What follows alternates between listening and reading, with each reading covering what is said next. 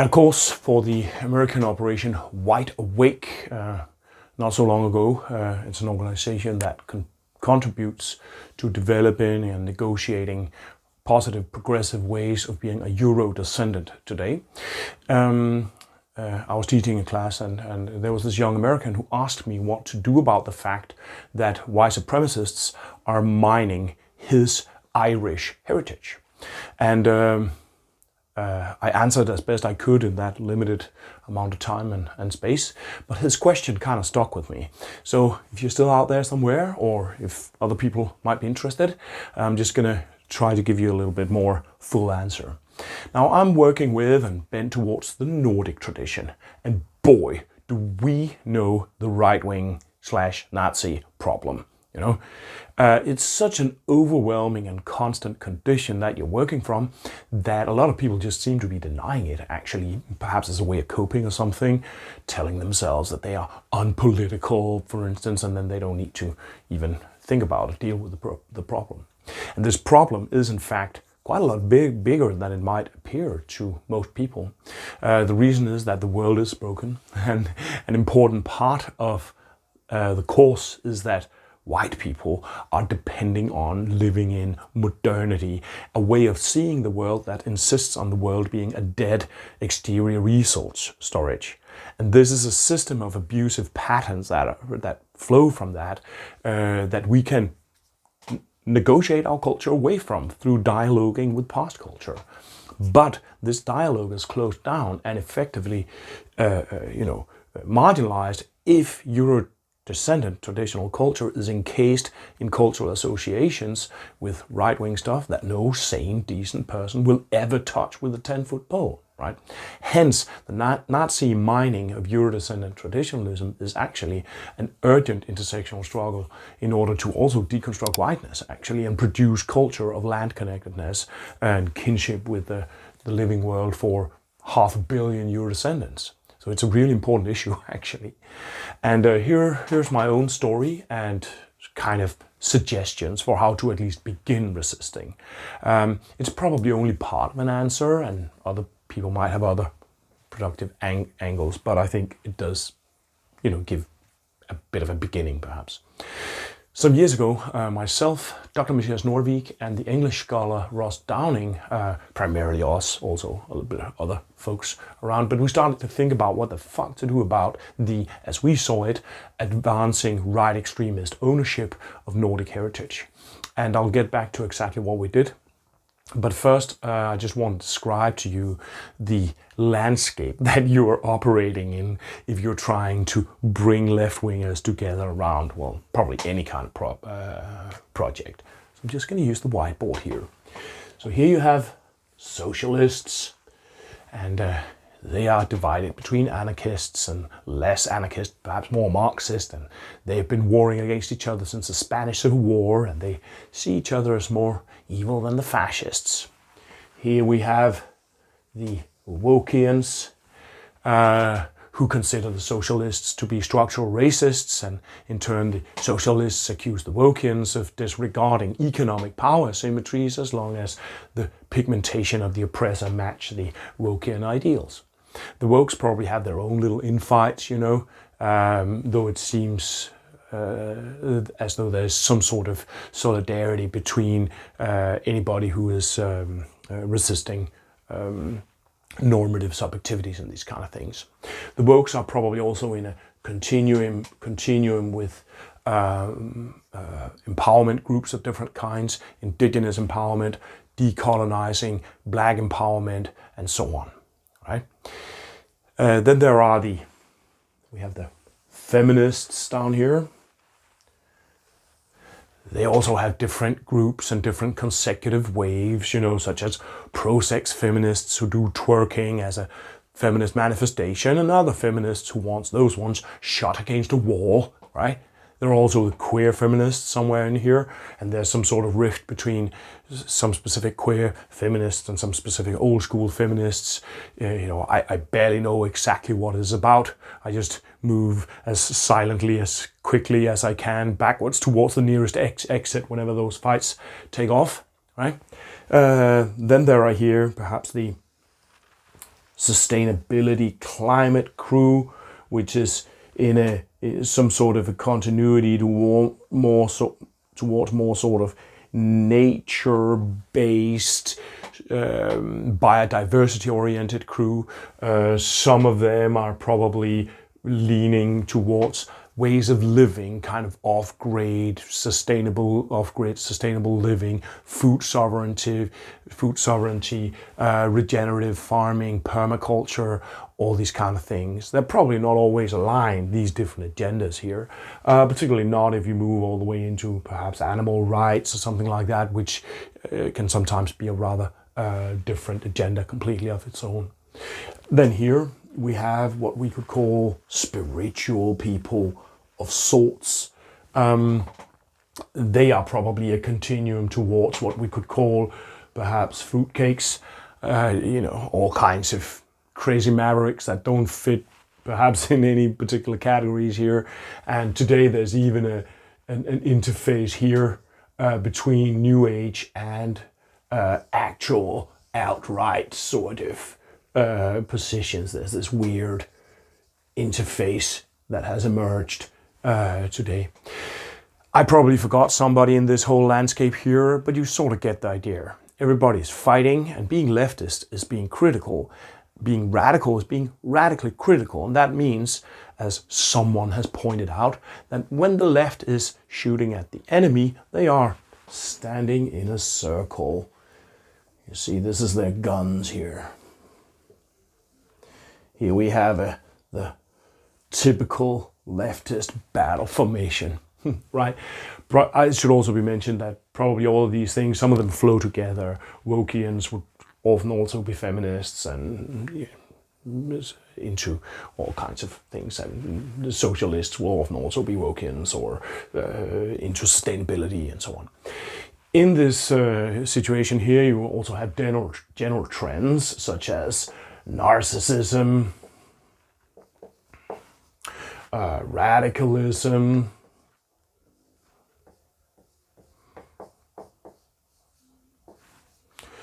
counterculture,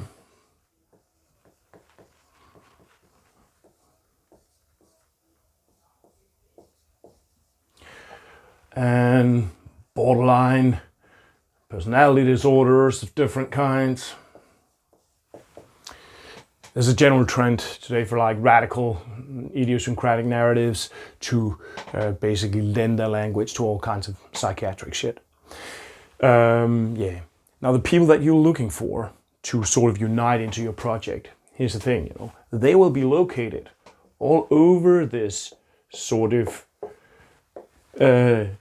environment here. Probably a lot of them will be fruitcakes.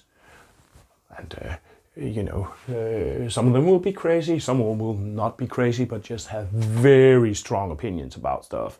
You can know a person for 5 years online and suddenly realize that you stepped over some idiosyncrasy and then you receive a shitstorm. The idea that you will be able to bring all these people into one little jar here. Let's imagine a little jar.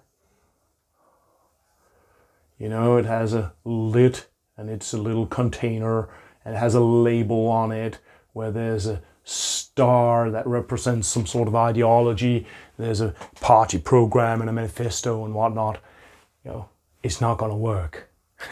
That jar is going to explode. So here's what Matthias Rosdaning and I did in the Nordic field in order to sort of get anything positive out of this carnival here. One thing we did was we looked at our enemy to see what worked. The extreme right is organic, it's non-dogmatic, it's pragmatic. They're composed by decentralized networks and they use their strengths, popularism, intuitive appeals to specific sets of established ideas, intuitive appeal to normative sexualities and so on. These are cards that they do have on their hands and they do play them, right? And when they work well, then they play these cards well. So we thought, what are our strengths as leftists? Well, one strength is scholarship. Another is intelligence. They don't always match, those two, by the way. It's a bit like sustainability and biodiversity.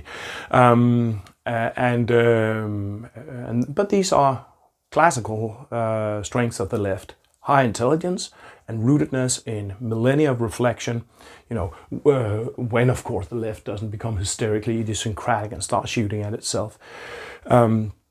Perhaps a little bit pretentiously, we actually thought of what we did in the analogy with the American Civil Rights Movement, where you have like people of very different background and competences that working together in all kinds of myriads of ways.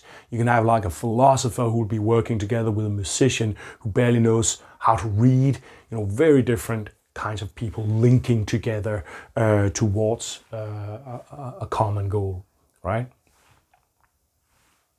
So the model that I had in mind for this, even from the beginning, was this.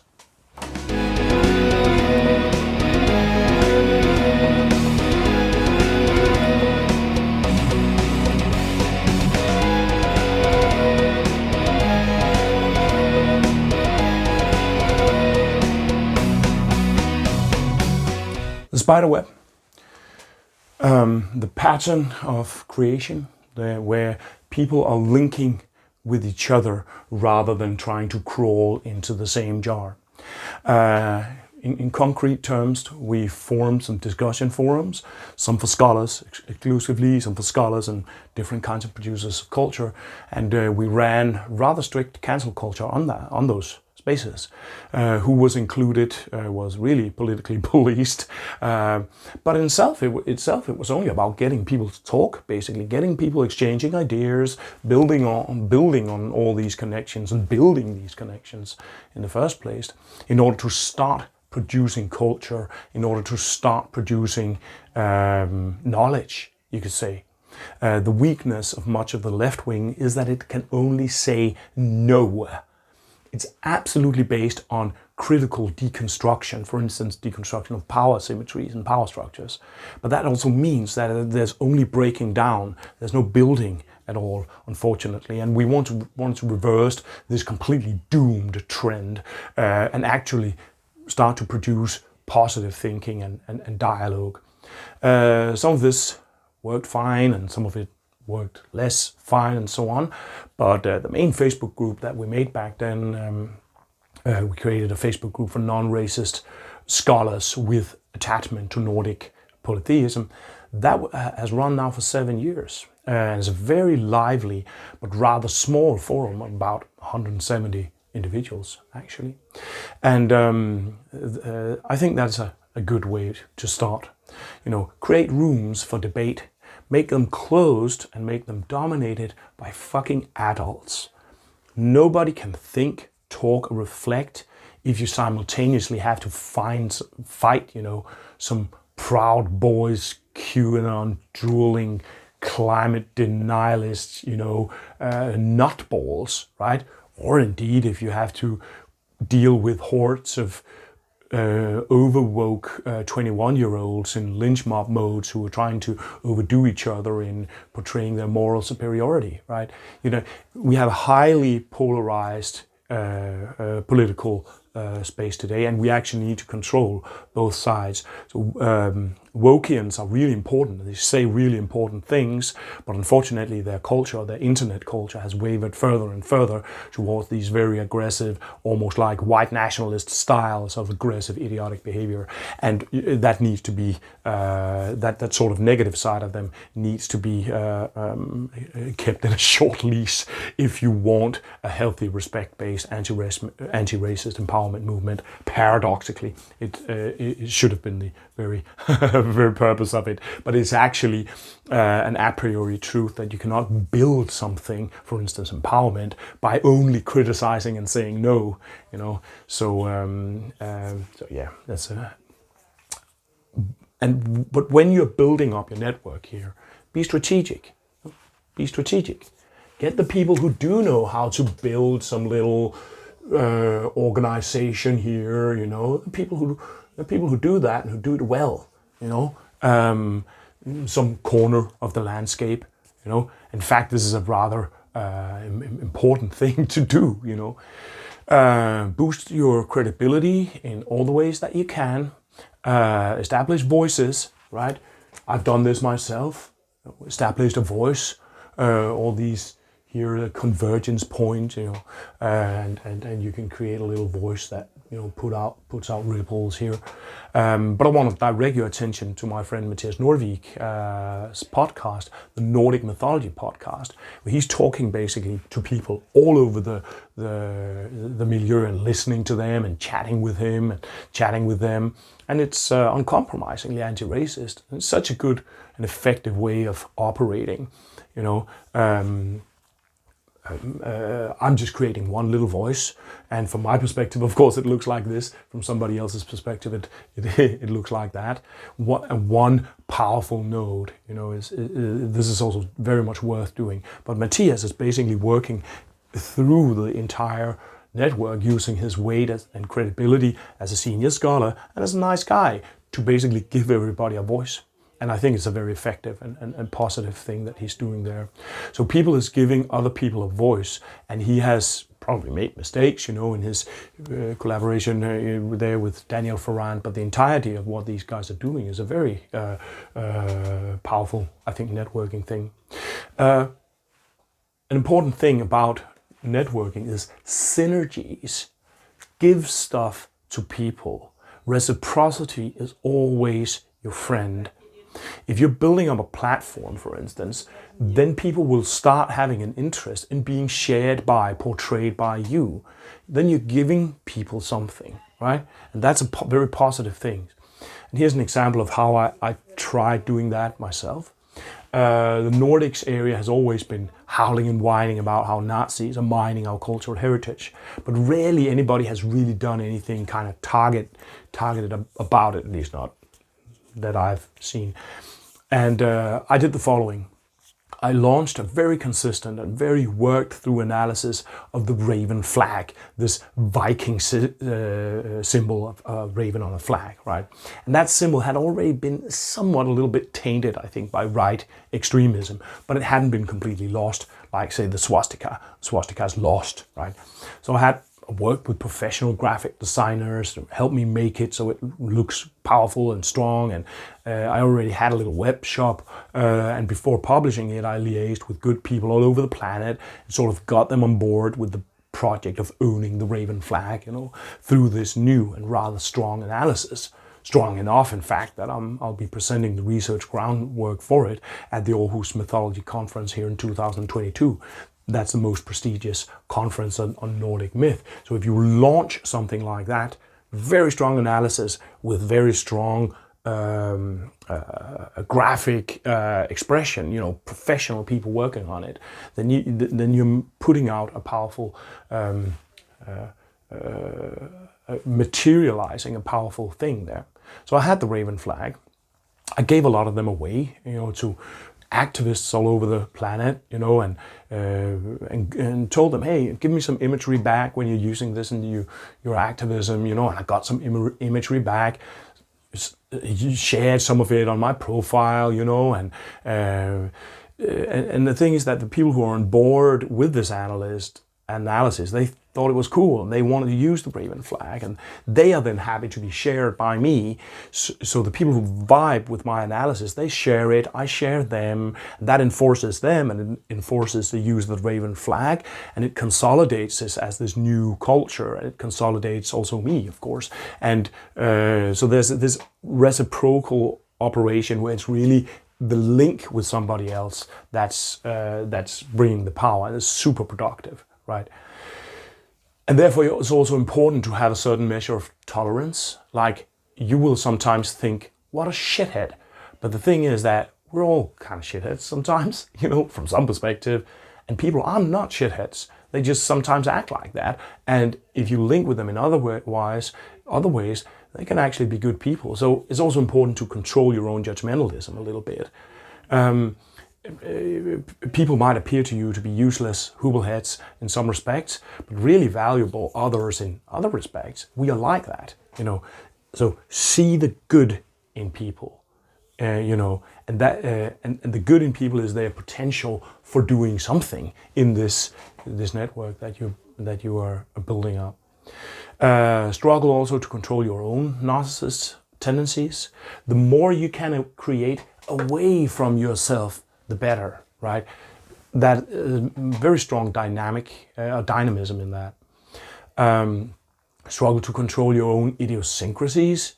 You might radically disagree with someone about stuff, but is the person still a good person? Yeah, probably yes. Is it really worth losing an ally over your idiosyncrasy? Probably not. Probably the person can still generate positive stuff going on in a different part of the network. One example of this is that when we created this scholar group, Academic Heathens, then we thought about it as anti-racist run, but non-racist in the in practice, right? And the difference is important.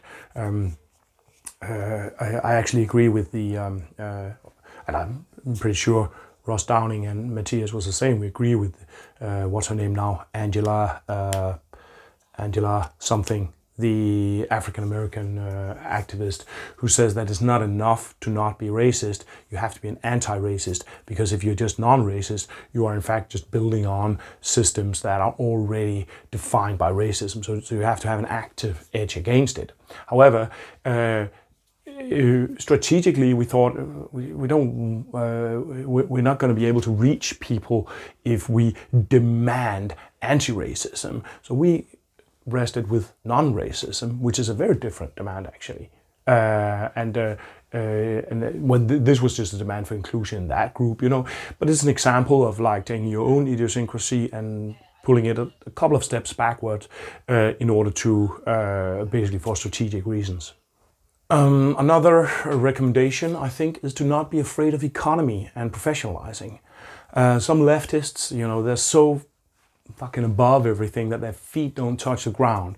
And trying to survive out of producing something, that you're educated to do is not an evil thing. Trade is not an evil thing. It's not capitalism to be, for instance, selling stuff that you make. That's trying to survive. And at some point, Matthias Nordvik, he discovered this Daniel Ferrand, who's a businessman, and he has a web shop. He sticks non-white models in his Viking stuff and in his kind of profile. And we thought, awesome, that's the kind of people that we like, and we put our voices behind that guy immediately. And Matthias even started this collaboration with Daniel that I mentioned here. Does Daniel have an interest in all that? Yes, of course he has. And that's not necessarily evil or low or something. In fact, it's a relation. It's building an actual relation between perhaps Matthias and Daniel when they have interest in, and there is actually exchange being produced there. And perhaps that should also sometimes be controlled a little bit, economic interest, but I think it should be embraced while being controlled rather than being rejected. Working without having an interest in stuff is ultimately a pubertarian fantasy, I think. So don't be too afraid of professionalizing yourself. Of course, do it cautiously and with a strong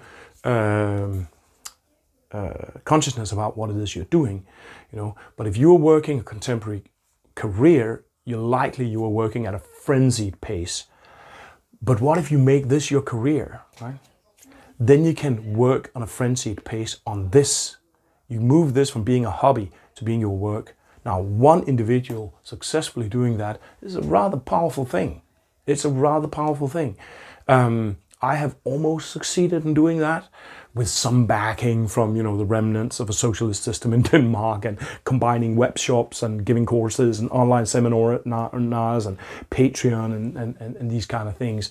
I'm generating income for my work in producing a voice. That's my goal, right? I'm not really there yet, but I'm getting there. There might be different ways of doing this, of course. One thing that I did is that I really like making things, and I believe in things. I believe in objects. Something being physically, materially manifest is actually powerful medicine. There's a magic in there compared to thoughts and online images. That's just air, So I started doing nice things, nice objects, Don't just slam your contribution, your analysis of some pagan calendar or something like that in a blog post somewhere. Nobody will read it. Make a fucking awesome, fetish object. Like like these calendars of Nordic Animism that we made there. And when you make something, then don't hold it too close to the chest. Involve people. When we have images from artists all over the network that we bring into the Nordic Animist calendar, then this is reciprocity again. There's an exchange with us and people all over the network. We show their work and they're happy to be part of something awesome and then share our page, and this is linking, this is networking. And I think this networking based operation has showed to be somehow effective in doing stuff, like owning a symbol, right? And you can do stuff like this. This is the Pride Raven flag, the Pride version of the Raven flag. This is just putting out something that I actually think and believe in this case, sexual inclusivity. I actually even think there's I have an analysis where the raven symbol is seen as partly an expression of cosmic queerness and stuff like that. And when you put out stuff like this, then the right people will like it and the right people will hate it. And that gives you an opportunity to cancel a lot of people. If you create a powerful voice, there's always a chance that people will come over here from Nazi land and start leeching on your stuff, and it's important to avoid. So there's a lot of people that it's important to block people liberally. I've done that a lot, and this is also part of it, not part of, for instance, trade not being capitalist. If it was capitalist, you wouldn't give a shit if what you produce is actually bolstering Nazi self-image and culture, right? You wouldn't give a shit about that, but I certainly do. In fact, that's part of the point. And that means that what right-wingers call virtue signaling is actually really important. It's really important to go out and say, well, here you have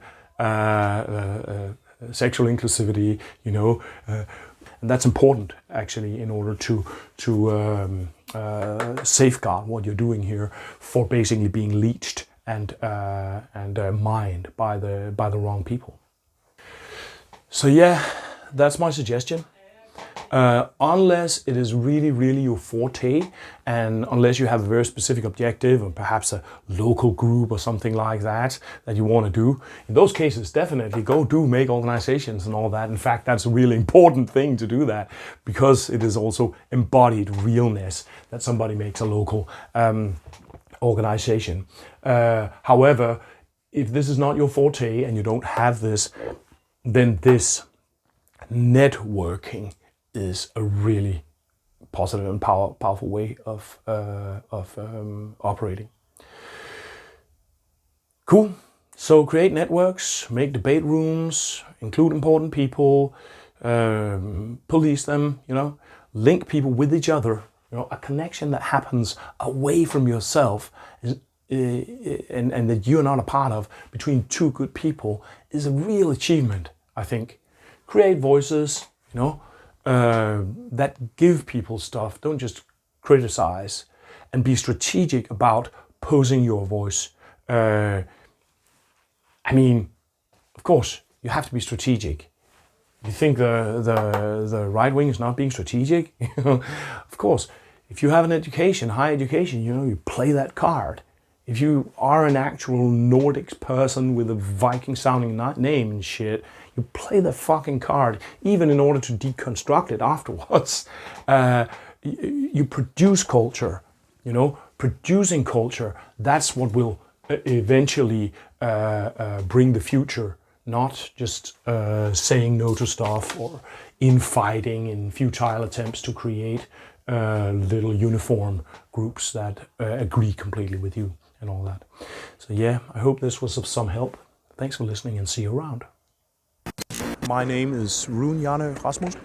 The work that I'm sharing with you on this channel focus on recovering Euro-traditional animist knowledge, This is the fruit of a life of study and research all over the world, and I hold a doctorate from the oldest university in the Nordic region, but I'm choosing to popularize rather than to focus on academic publication.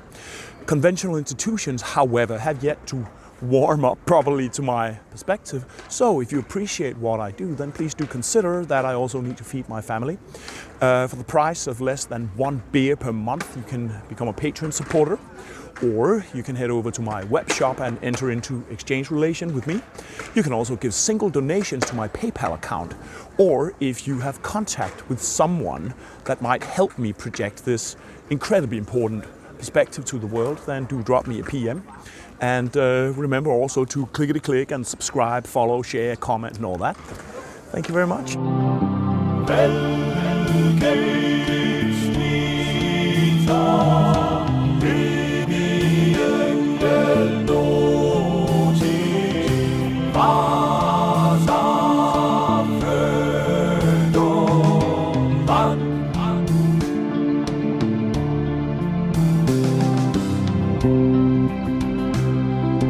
Flyger unter